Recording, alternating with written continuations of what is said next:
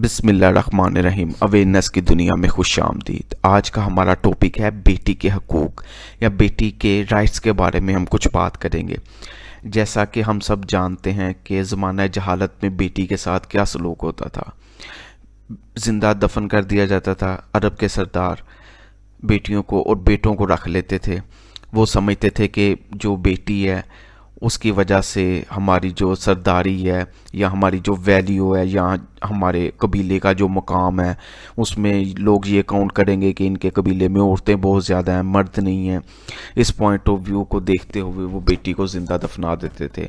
फिर जब नबी पाक सल्लल्लाहु अलैहि वसल्लम ने नबूवत का इजहार किया और नबूवत के इजहार करने के बाद आपने बेटी के राइट्स के बारे में बताया कि बेटी को बहुत ज़्यादा इस्लाम में अहमियत दी गई और नबी पाक सल्लल्लाहु अलैहि वसल्लम ने बाकायदा खुद बहुत सी अहादीस फरमाई और उसके साथ आपने प्रैक्टिकली तौर पे अपनी बेटी जनाब हज़रत ख़तून जन्नत को एक वैल्यू मकाम दिया उस एरिए में जहाँ ये बुरा समझा जाता था, और मुकाम यहाँ तक दिया कि अपने कंधों मुबारक से आप चादर उतार लेते और हज़रत बीबी फ़ातिमा के लिए बिछा देते कि आप इन पे तशरीफ़ रखें। और यहाँ तक कि अहले बैत में अगर हज़रत फ़ातिमा हैं तो वो भी एक बेटी की हैसियत से, और नबी पाक सल्लल्लाहु अलैहि वसल्लम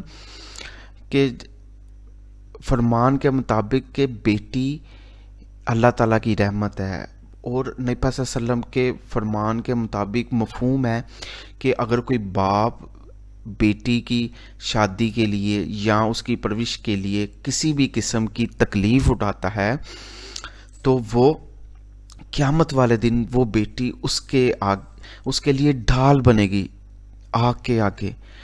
यानी कि इस कदर बेटी को इज़्ज़त दी गई कि अल्लाह ताला की रहमत कह दिया गया, और उसके बाद एक इंसान के लिए ढाल भी बना दी गई। इस कदर बेटी को अहमियत दी गई। लेकिन बड़े अफसोस की बात है आज के हमारे दौर में जो बेटी के साथ सलूक होता है वो ज़माना जहालत से कुछ ज़्यादा मुख्तलिफ नहीं है। मतलब तब वो ज़िंदा दफन कर दी जाती थी और आज हम उनके राइट्स ख़त्म कर देते हैं। उनके जो हुकूक हैं वो नहीं पूरे कर पाते। जब तक माँ बाप का साया तो बेटी के सर पर है, उसकी भाइयों की नज़रों में भी उसकी इज़्ज़त है। लेकिन जैसे ही माँ बाप दुनिया से जाते हैं तो बेटी के राइट्स ही ख़त्म होना शुरू हो जाते हैं। मतलब जो उसका आबाई घर है उसके अंदर जो उसकी बाप की विरासत में जो उसका हिस्सा है उससे उसे बेदखल कर दिया जाता है। बेदखल का ही तरह ही है कि उसको उसका हिस्सा नहीं दिया जाता। बात बनाई जाती है जी हमने इसकी शादी की है, यहाँ आती है तो ये हम इसका ख़र्चा नहीं करते, ब्ला ब्ला मुख्तलिफ़ किस्म की जो है वो पॉइंट सामने रख दिए जाते हैं, और उसको मतलब इस जो राइट है उसे पीछे कर दिया जाता है। कुछ भाइयों के अपने ज़हन होते हैं, कुछ उनकी वाइफ्स उनका ब्रेन वॉश कर देती हैं, या कुछ हालात ऐसे हो जाते हैं कि वो उनके हकूक़ ही नहीं पूरे कर पाते। हकूक़ मतलब ये नहीं कि आप अपना ही खाना पीना सारा ख़त्म कर दें, लेकिन जो बेटी को एक इज़्ज़त दी गई है या उसके बाप के हिस्से में से जो उसके लिए विरासत है जिन लोगों के पास, वो तो उनका राइट बनता है कि वो अपनी बहन को अपनी बेटी को वो राइट्स दें कि वो एक अच्छी ज़िंदगी गुजार सके, जो मामलात उसमें से उसको मिल सकेंगे।